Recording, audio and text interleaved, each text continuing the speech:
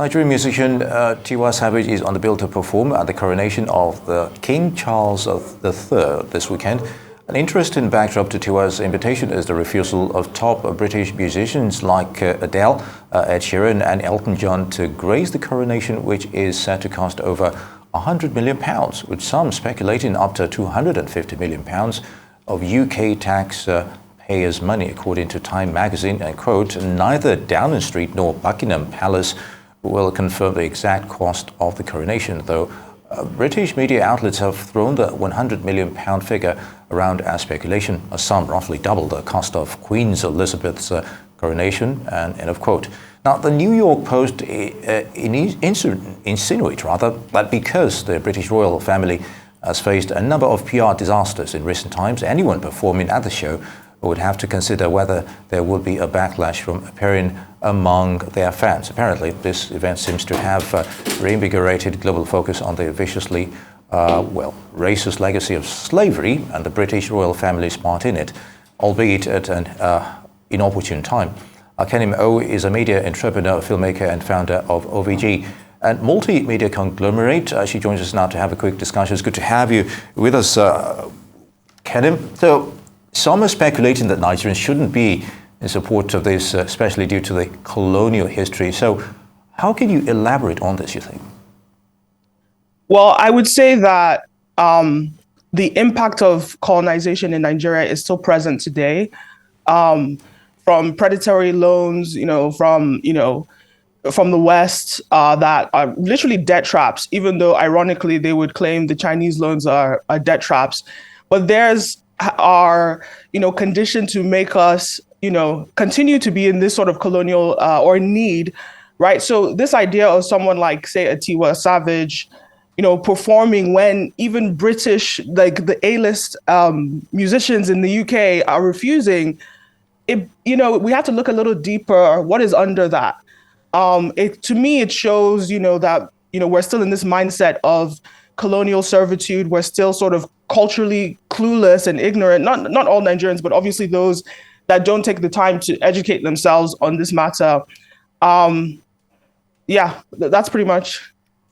Well, no, thank you, Kenim. Now, on one hand, some might even say that Tiwa Savage is actually making a history because, she is the first Nigerian artist to receive an invitation to perform at a foreign royal coronation ceremony. And even if others like Adele might not be gracing this occasion, we do have the likes of, Paloma Faith. So the chances are that Tiwa will go ahead with this performance because she's looking to make history. Do you think she will face as much backlash as might be anticipated by some? Well, I don't know that she will face the backlash because I think there's a general lack of awareness of the systems of white supremacy on the continent. In America, you see it in your face, but when you look into some of the colonial histories, the ways that it affects us, you wonder why an expat in Nigeria that does the same job, maybe even less work than you, gets paid 100 times more than you. Or, there are different things or hyperinflation in Nigeria. These are all systems set in place by the UK government during the colonial era that still proliferate today. So people don't really necessarily understand how this affects them. And so they think, you don't see white people walking around as much in Nigeria. So you don't know the effects the way that, you see it in America. But it's this sort of invisible war that we're fighting, and the ignorance is how it can continue to proliferate. Yeah. All right. Now let's take a look at other issues. If we could expand this conversation beyond Tiwa's performance, what excites you the most about the historic coronation of King Charles III? What excites me, I wouldn't use the word excited. I doubt that I'd be watching. I mean, watching him walk down, the aisle paraded in, blood diamonds that, our forefathers, bled for at horrible mining conditions. This was happening on the continent.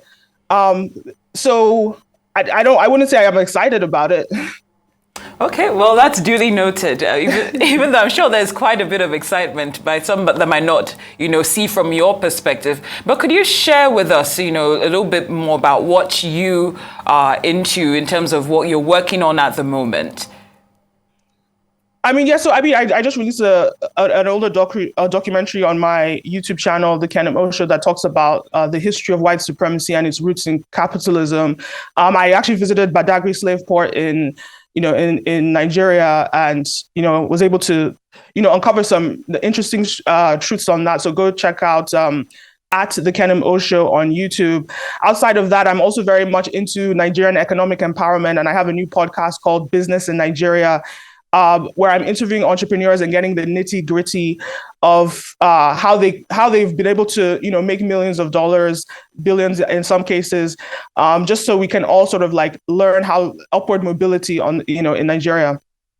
Well, that's fantastic. Now, if we want to take this conversation back to, the coronation, it is history being made besides who will be performing and who will not be, in terms of the fact that a king is going to be crowned. How symbolic do you think this is, regardless of the scandal and the history of the royal family? I don't think you can disregard that. That is how they, built their empire. So I would say the question is, why are we focused in Nigeria? Why are we focused on the British royal family's coronation? Why are we not focused on our own, like the Benin Obas and the Uni of Ifes? And, why are we not focused on our own royal family, and our own legacies and our histories? I think that's a real question. Pay attention to Black upward mobility, right, and Black economic empowerment, as opposed to always having to look to the West as though that is what to aspire to. I think there've been great examples in Asia, from the Middle East to China, where they don't glorify necessarily, or they learned how to build their empires their own ways. I think that's something that we need to be questioning, why we're so interested and so focused still on our colonial masters. All right, Kenim, a little digression from that. Let's talk about the podcast business in Nigeria in terms of encouraging economic empowerment, as it were, and we're seeing a lot of emergence of entrepreneurs in that regard. How would you describe it currently? I think in Nigeria, the podcast space is a blue ocean. I think there's so much opportunity there, just in media in general in Nigeria, that people should definitely look into. It's especially like e-commerce in Nigeria. I think it's growing, and we should spend more time sort of like building our own, products instead of relying on the West or to provide that for us. Like we have to look at what happened to Russia during the Russian-Ukraine invasion, and how America just cut them off from every social media platform. And we should take a page from that and know that could happen to us. So what will we do if we're cut off from that? All right, Kenim, media entrepreneur, would like to thank you for your time. Thank you.